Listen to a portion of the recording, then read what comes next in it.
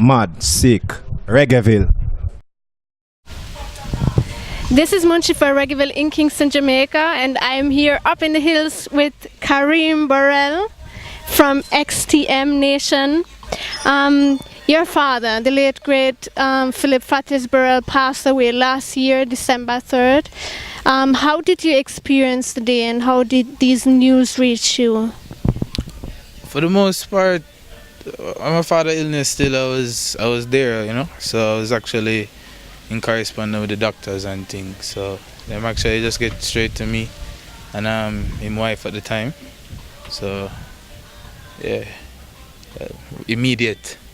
Yeah, but it was a sad day, you know, unbearable, you know.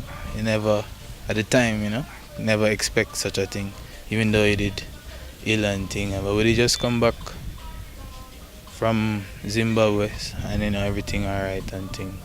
So I never really to expect that. But what is to be, you know, most I talkings and doings can't really to question, you know.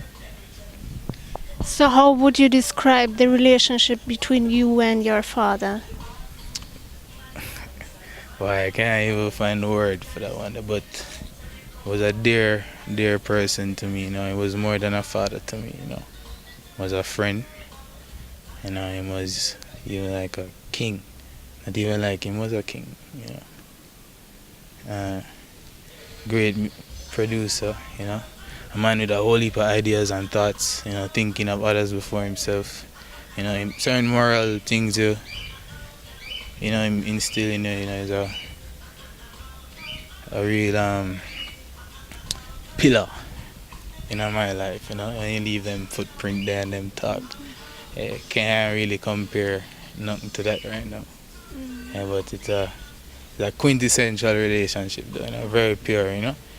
And nothing ever can really to break them thing there, not even that.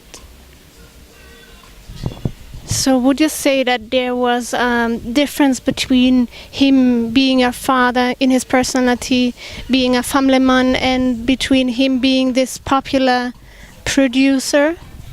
Why? No, as in, to me, it was just, you know, my father, and it was a man that bad, you know, the music, you know. As in, cause him really shun fame and them thing, you know. No, you never see him collect an award yet, never see him take a pic, never even see him do an interview. You understand? Them man not deal with them type of, you know, them type of thing, or fame or anything. Him would more just be just a normal man then, you know, to him. But really and truly, him is a great producer. But him overlook that all the time as nothing. That is not anything. That don't really stand for anything. You know, him just is what him would have said, like, to the most using him as a transport to, you know, commit certain works, and I'm just doing the works for the most high. So you gonna carry on this legacy of your father with your project XTM.Nation, right? Definitely, you know, XTM.Nation is a continuation of Exterminator, you know.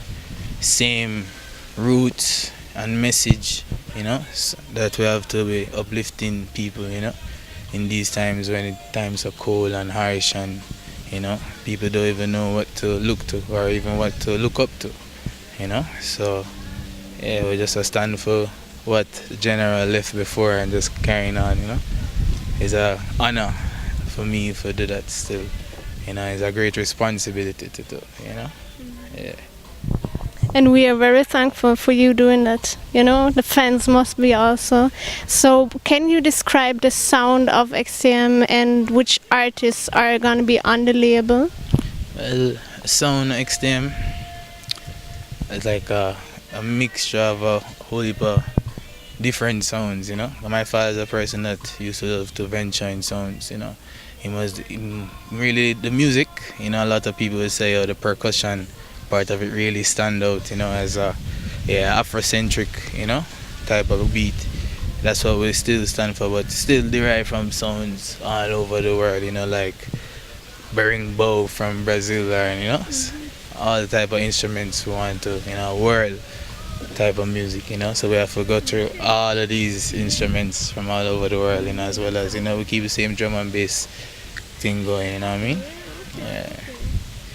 Um, XTM.Nation definitely still, like I say, sticking to that, vein of music, and that sound will still be present, Yeah. That's why you see we stick to even the same musicians that, my father used to work with, because that's the sound that we want, you know what I mean? Yeah. So which artists also are we talking about especially? Well, forefront, as you can see, Jess Royal and Caleb Bliss, and as well you're going to see some material from General Kalonji, from Richie Spice. I have a rhythm coming up named the Six String Cutlass that actually just featured Kayla's first single from her EP, Tears of a Soldier. It has Kelly P and Mikey General and Limey Murray on it. And also we have a couple projects with even Bunny Ruggs and Youth, Big Youth, Yeah. So, but we're sticking, even want to look back to some of those projects from, hopefully soon, some Ainika Mosi and some Berry Salmon, more Berry Salmon. Kind of just got one the other day. And Cocotti. Yeah. All of them foundation and exterminators. Want to link up all pinchers, who is a real foundation at the label, you know what I mean? So you can look for those sounds soon, Yeah. So are we talking about especially musical production, but are we also talking about like management for these artists or bookings or stuff like that? So far it's just Caleb Bliss and Jess Royal. You can come to me about bookings for yeah. Now the rest of the, everybody else have their own management team. You can check them up. But musical work production, like you said, mostly the others will be more music, more vocals from them, and more singing, more tunes, more compilation. Yeah. So you are actually the producer. You are in the studio doing all the work. Yeah. Actually, we do this for a little while. Fortunate with the work in the studio, with Mr. Burrell, my father, from before, the long day, short nights as here, yeah, one of them. But yeah, I'm the producer. So, of course, fans must wait for a tribute album to come now. And those that are up to date, they're supposed to have heard a song by Barry Hammond already. So what can you tell us about this upcoming album? Well, the LP is titled Living Heart, with emphasis on art as well. So, a little switch with the name Heart and Art really stand for what my father really, in music, It still go on. You can feature some new projects, which was the first one I released from Uncle Barry's.